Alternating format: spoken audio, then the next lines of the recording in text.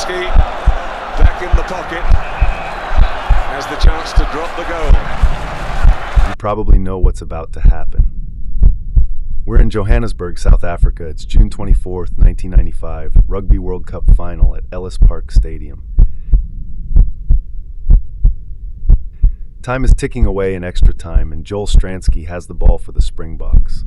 What are these people thinking? How are they feeling? What do they remember and expect? This is an iconic moment, but they don't know that yet. They only know what's behind them. So let's rewind.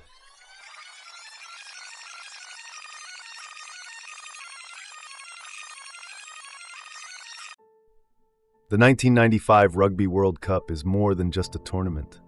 It's a symbol of unity for a nation emerging from the shadows of apartheid. For the first time, South Africa is hosting the world, and the Springboks are back on the international stage after years of sporting isolation. Nelson Mandela, the newly elected president, sees an opportunity to bring his divided country together through the universal language of sport. The Springboks have defied expectations to reach the final. They weren't favorites coming into the tournament, but they've shown grit and determination. They've beaten Australia, the defending champions, in the opening match. They've overcome Western Samoa in a bruising quarter-final.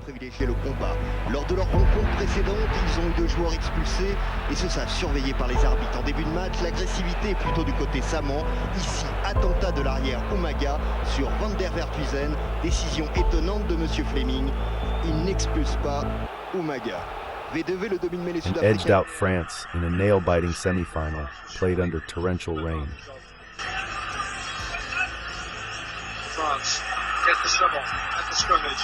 It's Marc Session, the oldest man in the match at 35 years of age. Controls. Galtier, Delo. Again the chip to test Andre Hubert. Hubert loses it this time. This is Benazi who goes forward. They're over the line. Benazi not given a try. That was desperate for France and also desperate for South Africa. It would have put France a point ahead.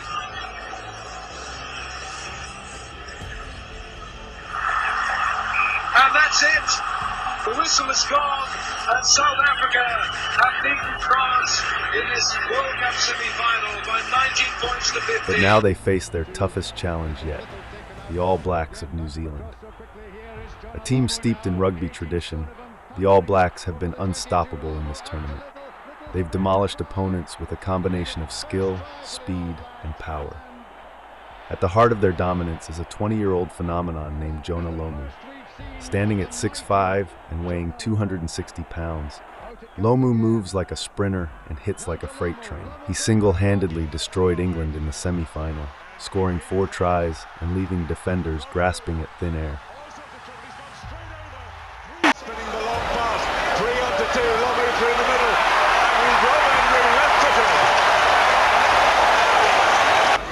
Back to Mertens, the chip through for Lomu, it's into space. Oh, and that time though, gathered Crumfield, Lomu again, his hat-trick.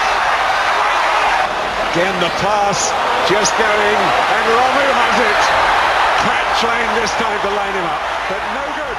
He's got an As the final kicks off, the tension is palpable. The nation holds its breath.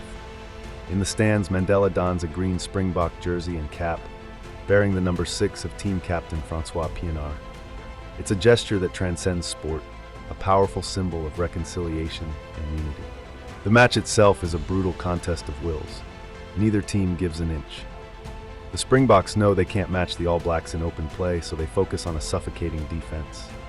Every tackle is bone-crunching, every scrum a test of strength.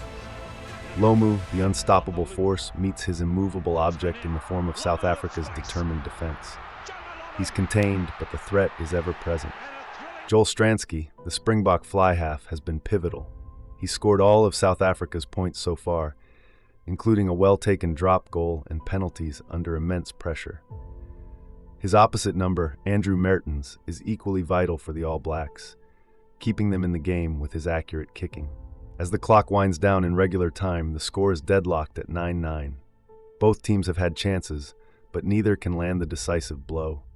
The match goes into extra time, a nerve-wracking prospect in any situation, let alone a World Cup final. In the first half of extra time, Mertens slots a penalty to give New Zealand a 12-9 lead.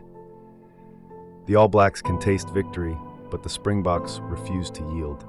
Stransky responds with a penalty of his own, leveling the scores once more. The players are exhausted, bodies are battered and minds are weary, but the desire to win overrides the pain. Pienaar rallies his troops, urging them to give everything they have left.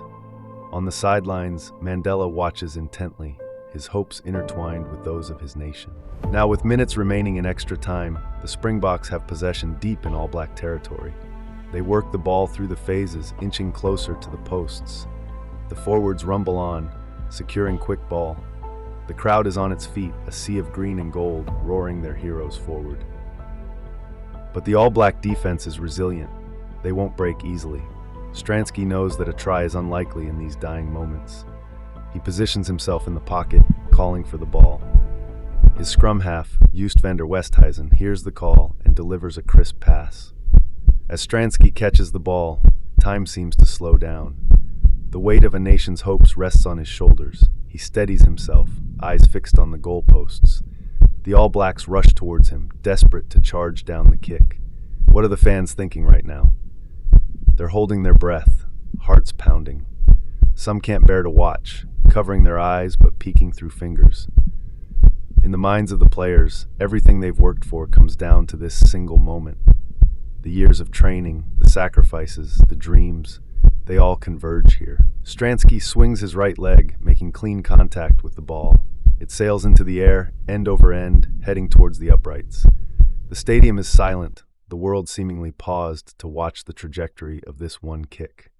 We've arrived. Welcome to this moment in history.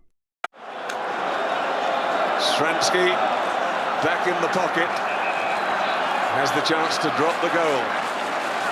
Back it comes to Stransky, up goes the kick, up goes the roar. Stransky has kept his head, and with 2 minutes gone in the second period of extra time, South Africa's dream is alive once more. And it's absolutely unbelievable. The crowd has gone mad. Joel Stransky, beautiful scrum ball. No doubt what he was going to do. And he struck it straight between the uprights.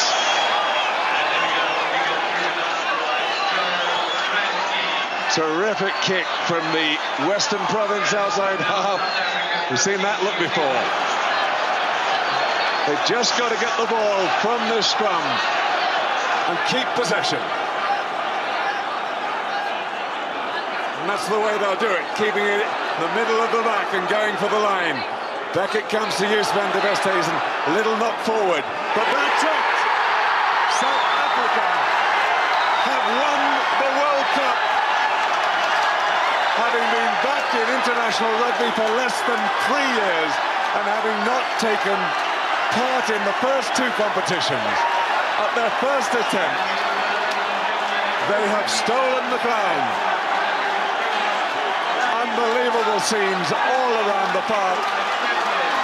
Francois Pienaar, as you can see, absolutely in tears.